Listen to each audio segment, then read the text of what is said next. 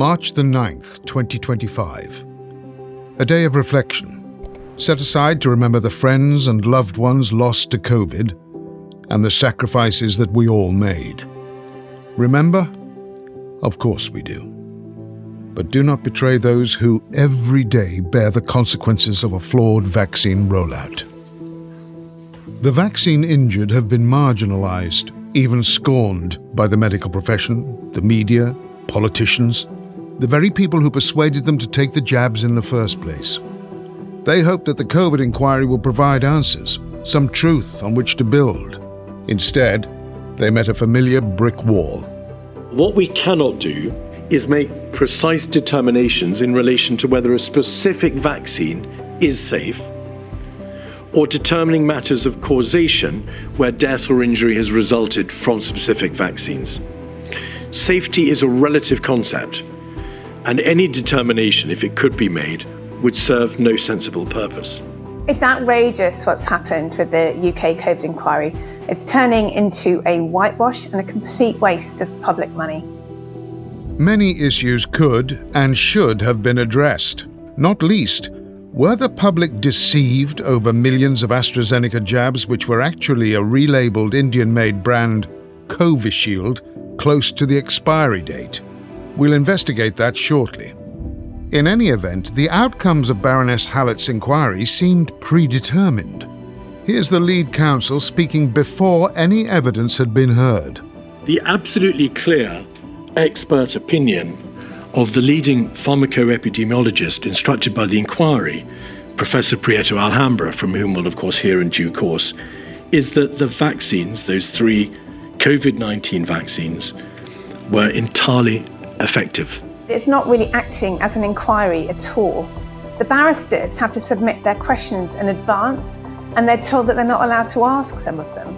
And then on top of that, when witnesses are raising really important issues, the barristers are shutting them down and not letting them speak. And the vaccine injured have just been deliberately excluded from the conversation. As a consequence, nobody was able to question that oft-repeated mantra that side effects were very rare despite the unexplained increase in sudden deaths. Nor could they challenge the spurious claims of success. The United Kingdom Health Security Agency further estimated in September 22 that by September 21, a year earlier, 9 months after the rollout had begun, the COVID-19 vaccines had prevented more than 23 million infections and 123,000 deaths in the United Kingdom. The claim that these products reduced infections was not based on evidence. And in fact, it's not only that they didn't reduce infections, they never could have done, because what these products do is produce antibodies in the blood. And what you need to stop an infection on the surface of your lungs is antibodies on the surface of your lungs, which these products did not produce. There wasn't any reduction in transmission either. And so they pivoted to saying it reduced severe diseases and deaths. But in reality, those claims were based on computer models with false assumptions saying there'd be a huge tsunami of deaths that never would have occurred. If you make up some number to say this is what would have happened, and of course you can claim that you saved millions of lives, but it's a baseless claim. The vaccine injured see the stain of a cover-up rather than a forensic search for the truth. And still, there is a disgracefully short list of names who've received compensation for vaccine injury. Usually the bereaved, like Charlotte Wright, whose husband Stephen, a brilliant child psychologist, died at the age of 32. Or the severely injured, like Alex Mitchell, who lost a leg and very nearly his life. But thousands of others who experienced dramatic life changes immediately after taking the jab cannot get medical confirmation, let alone prove the 60% disability threshold for payment. Colin Wilkes is one. He was a fit and active 56-year-old living in Cornwall, and with his wife Julie enjoyed the outdoor life. Within days of a single AstraZeneca jab, he began having multiple seizures. At the beginning, they were extremely frightening. Wasn't sure really what was happening to him. As you can see, he's got this tremor, which is very apparent, visible. So it's massively impacted his quality to his life than what we had before. I've become more of a carer than an actual wife. It makes me feel guilty for being like this, to be honest. Oh. So the things that she can't do now, that, you know, because she's here with me a lot and stuff, and that makes me feel guilty. Colin had worked as a valet and driver of luxury cars, an impossible situation for a man with his condition. The only outcome of that was I had to be sacked, basically. They dismissed you on medical grounds. Dismissed on medical grounds, yeah.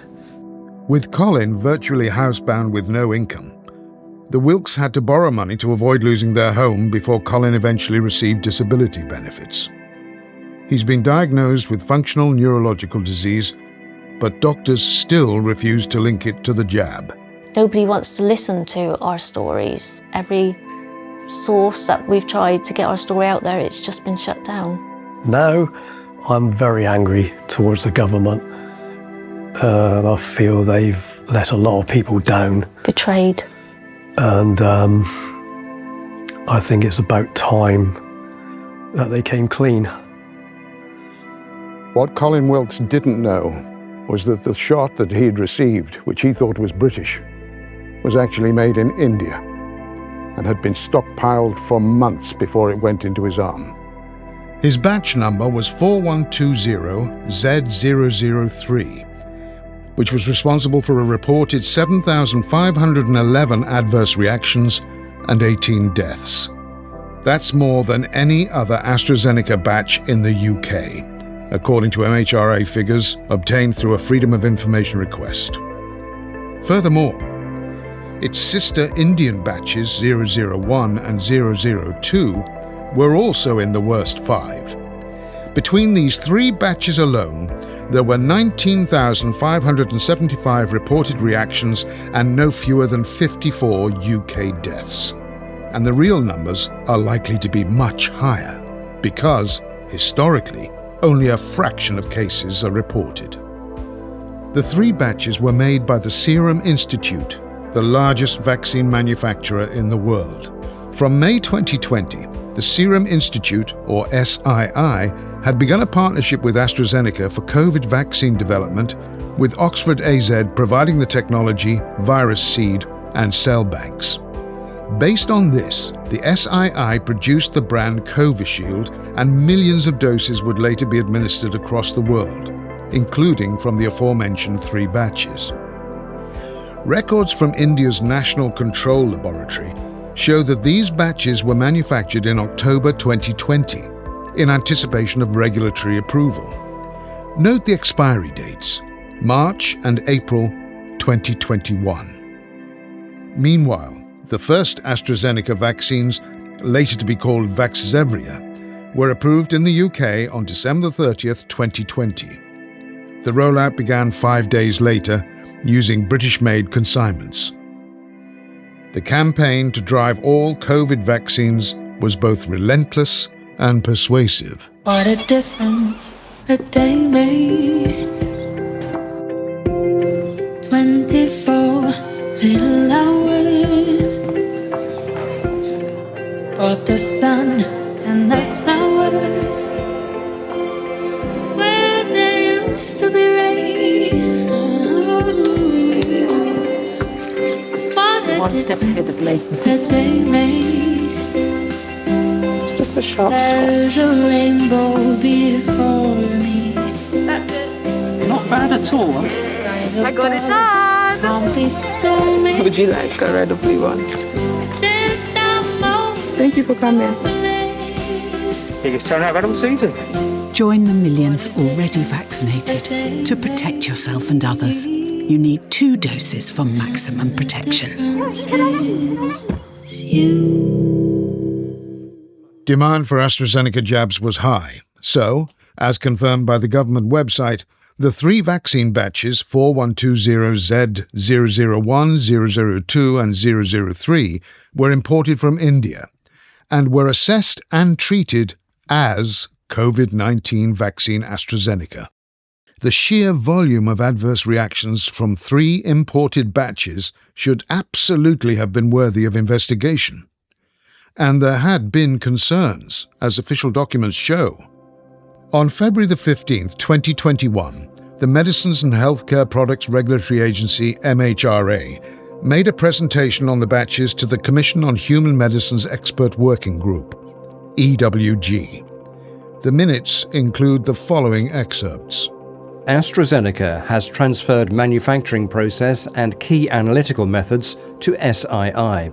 There have been some changes to manufacturing, however, with no material effect to the product. The EWG heard that manufacturing and testing of the seeds banks appear largely acceptable, but some questions are raised re methods, validation, missing reports. Questions have also been raised concerning testing for adventitious agents. Currently, limited stability data is available for the drug product. The batches were manufactured in October 2020, and therefore MHRA would require additional assurance over stability before these batches can be accepted with a less than 6-month shelf life. On that point, the EWG asked why these batches were available, when countries like India would have a great need for vaccines. The EWG was informed by MHRA LD that the batches were coming to the end of their shelf life and run the risk of going out of date. It was considered that the UK, more so than others, have the logistics to deploy them quickly. It seems that all of these issues were resolved at speed. The Serum Institute provided a robust corrective action plan on February the 19th, according to evidence given by the head of the MHRA, Dame June Rain. The MHRA could therefore implement what it had told the EWG. If all the RFIs, requests for information, are resolved, some immediately, some as a commitment, these batches could be approved and labelled as AZ batches. In summary, there are no concerns about the safety of Covishield and its reactogenicity as broadly comparable to that of AZD1222. Accordingly, a certificate was issued on March the 3rd, and 2 days later, a consignment arrived in the UK, as posted on Twitter by India's External Affairs Minister. And within less than a week, 4.5 million doses were deployed across the UK. Alex Mitchell received his single dose on March the 20th and collapsed with multiple blood clots within days. Colin Wilkes was jabbed on March 27th. Nobody who received the jabs knew they were getting Indian-made Covishield. This is an example of a patient's documentation, clearly stating the manufacturer as AstraZeneca instead of the Serum Institute. The product is named as Vaxzevria. The batch, 4120Z001, and the date, March the 12th, 2021. And NHS documents state, the government has confirmed that no Covishield vaccines have been administered in the UK. One of the fundamental issues throughout this whole thing has been informed consent, and it was trashed in 3 different ways. So first of all, the environment of fear was created such that people weren't thinking rationally, and then they were told what were frank lies about the products that could never have been true, and lastly, they were actively coerced. And of course, giving people one product while telling them it's another one is simply fraud and can't be defended at all. So why were the doses relabeled as AstraZeneca? The shocking truth is that the brand Covishield was not licensed in the UK and never has been. We didn't even recognize Covishield as a valid vaccination for travel, even from India, until months later.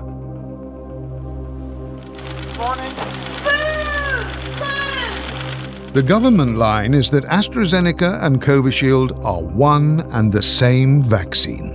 But how can they be identical products when the MHRA itself uses terms like changes to manufacturing, largely acceptable, broadly comparable, and when the 2 versions were made thousands of miles apart?